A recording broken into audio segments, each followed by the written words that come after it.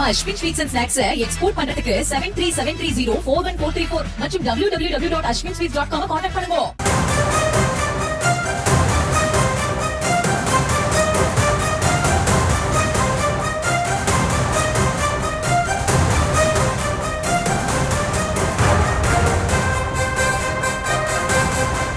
அண்மை செய்தியை பார்த்து வருகிறோம். தமிழகத்தில் இருந்து காங்கிரஸ் சார்பில் கிறிஸ்டபர் திலக் வேட்பாளராக அறிவிக்கப்பட்டிருக்கிறார். ராஜ்யசபா வேட்பாளராக அவர் அறிவிக்கப்பட்டிருக்கக்கூடிய வேளையில் கூடுதல் விவரங்களை செய்தியாளர் சுப்புராமன் வழங்க கேட்கலாம். சுப்புராமன் வணக்கம். கிறிஸ்டபர் திலக் அறிவிக்கப்படுவார் என்று நேற்றே கூறப்பட்டிருந்த நிலையில் தற்போது இந்த அதிகாரப்பூர்வ அறிவிப்பானது வெளியாகி இருக்கிறது. இவரை பற்றி தெரிந்து கொள்ள வேண்டிய முக்கிய விஷயங்கள் என்ன? முழு விவரம். வணக்கம். தமிழ்நாட்டில் திமுக காங்கிரஸ் கூட்டணி அதாவது தொடருமா என்று பல்வேறு கேள்விகள் எழுந்த நிலையில் நேற்று இரவு அந்த கூட்டணி என்பது உறுதி செய்யப்பட்டு கூட்டணி ஒப்பந்தம் கையெழுத்தானது. குறிப்பாக 28 சட்டமன்ற தொகுதிகள், ஒரு ராஜ்யசபா தொகுதி காங்கிரசுக்கு ஒதுக்கீடு செய்யப்பட்டு அந்த ஒப்பந்தமானது நேற்று இரவு கையெழுத்தானது.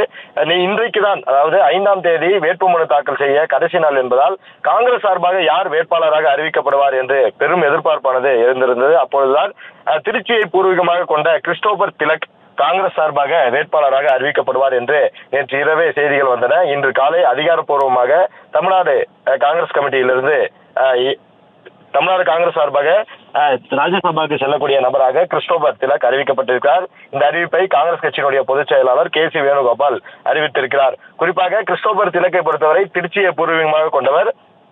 இவர் இந்த தேர்வு செய்யப்பட்டதற்கு முக்கிய காரணமாக தமிழ்நாடு காங்கிரஸ் கமிட்டியினுடைய மாநில தலைவர் செல்வ பெருந்தகை தான் இதற்கு ஒரு பின்னணியில் இருக்கிறார். அவர்தான் கிறிஸ்டோபர் திலக்குக்கான இந்த வாய்ப்பை கொடுக்க வேண்டும் என்று தலைமையிடம் வலியுறுத்ததாகவும் அதன் அடிப்படையில் தான் கிறிஸ்டோபர் திலக் இந்த பதவிக்கு அவருடைய பெயரானது பரிந்துரை செய்யப்பட்டிருக்கிறது. குறிப்பாக வேறு மாநிலத்திலிருந்து பல பேருடைய பெயர்கள் இந்த பதவிக்கு ஏற்கனவே பரிசீலனை செய்யப்பட்டதாகவும், ஆனால் தமிழ்நாட்டை சேர்ந்தவர் இந்த பதவிக்கு பொருத்தமானதாக இருப்பார் என்ற அடிப்படையில் தான் தற்போது கிறிஸ்டோபர் திலக் தேர்வு செய்யப்பட்டிருக்கிறார்.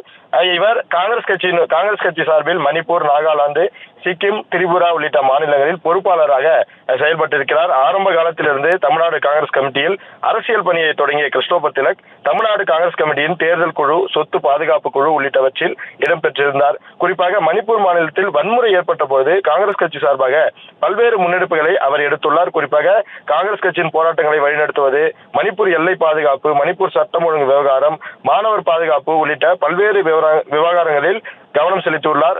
மகாத்மா காந்தி தேசிய ஊரக வேலைவாய்ப்பு உறுதி திட்டத்தின் பெயரை மாற்றிய போது அதற்கு எதிராக நாடு முழுவதும் போராட்டங்களை ஒருங்கிணைப்பது உள்ளிட்ட பல்வேறு பணிகளை செய்ததோடு திருச்சியில் நடைபெற்ற பல்வேறு போராட்டங்களில் இவர் கலந்து கொண்டிருக்கிறார். தமிழ்நாட்டை சேர்ந்த ஒருவருக்கு இந்த பதவி கொடுத்தால்தான் காங்கிரஸ் கட்சிக்கு ஒரு கௌரவமாக இருக்கும். அந்த அடிப்படையில் தான் திருச்சியை பூர்வீகமாக கொண்ட கிறிஸ்டோபர் திலக் அவர் அறிவிக்கப்பட்டிருக்கிறார். இவர் அகில இந்திய அளவில் பொறுப்பிலும் இருக்கிறார். இவருக்காக தான், அதாவது குறிப்பாக சொல்ல வேண்டும் என்றால், ஒரு ராஜ்யசபா தொகுதியா 2 ராஜ்யசபா தொகுதியா என்று ஒரு நீண்ட இழுபறி எல்லாம் ஈடுபட்டிருந்த நிலையில் ஒரு ராஜ்யசபா தொகுதிதான் என்று நேற்று இரவு கையெழுத்தானது. அதன் அடிப்படையில் தான் தற்பொழுது கிறிஸ்டோபர் திலக் அறிவிக்கப்பட்டிருக்கிறார். இவர் தேசிய செயலாளராக பணியாற்றி கொண்டிருக்கிறார் காங்கிரஸ் கட்சியில். இவருடைய இந்த தேர்விற்கு பின்னால் மாநில தலைவர் ஒரு பக்கபலமாக இருந்திருக்கிறார் என்பதுதான் சொல்லப்படுகிறது. அதே போல இந்த அறிவிப்பை அகில இந்திய காங்கிரஸ் கமிட்டியினுடைய பொதுச் செயலாளர் KC வேணுகோபால் தற்பொழுது வெளியிட்டிருக்கிறார். அவர் இன்று, அதாவது கிறிஸ்டோபர் திலக் இன்று கடைசி நாளான இன்று 5ஆம் தேதி வேட்புமனு தாக்கல் செய்ய இருக்கிறார் என்பது குறிப்பிடத்தக்கது.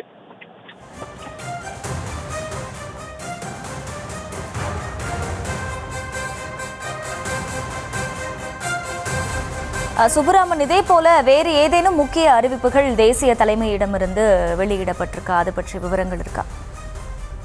குறிப்பா நீங்கள் குறிப்பிட்டது போல தெலுங்கானா மாநிலத்தில் இருந்து 2 ராஜ்யசபா உறுப்பினர் பதவிக்கு தேர்வு செய்யப்பட்டிருக்கார்கள்.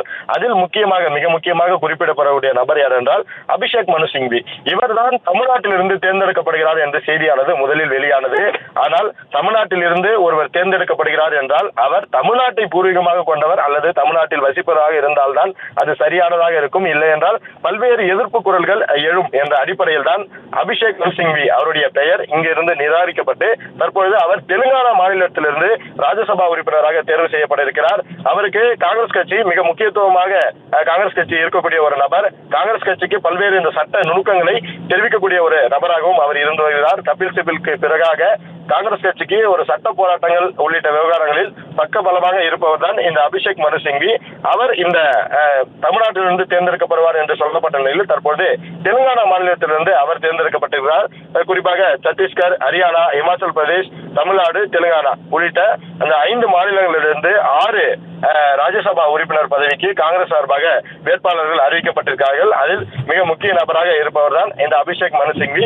அவர் தெலுங்கானா மாநிலத்திலிருந்து தற்போது ராஜ்யசபா உறுப்பினர் பதவிக்கு வேட்புமனு தாக்கல் செய்ய இருக்கிறார். வேட்புமனு தாக்கல் இன்றோடு நிறைவடைகிறது. இதன் பிறகாக மார்ச் 16ஆம் தேதி நடைபெறக்கூடிய தேர்தல் அது முடிந்த பின்பாக அதிகாரப்பூர்வமாக வெற்றி பெற்றவர்களுடைய பட்டியலானது வெளியிடப்படும். தமிழ்நாட்டில் கிறிஸ்டோபர் திலக் தேர்வு செய்யப்பட்டிருக்கிறார். அவர் திருச்சியை பூர்வீகமாக கொண்டவர். தற்போது காங்கிரஸ் கட்சிக்கு 6 ராஜ்யசபா உறுப்பினர்கள் பலம் என்பது கூடியிருக்கிறது. இந்த அறிவிப்பை அகில இந்திய காங்கிரஸ் கமிட்டியினுடைய பொதுச் செயலாளர் KC வேணுகோபால் வெளியிட்டிருக்கிறார்.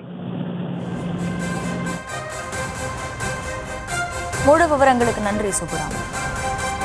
நம்ம Ashwin sweets and snacks export பண்றதுக்கு 7373041434 மற்றும் www.ashwinsweets.com கான்டாக்ட் பண்ணுங்க.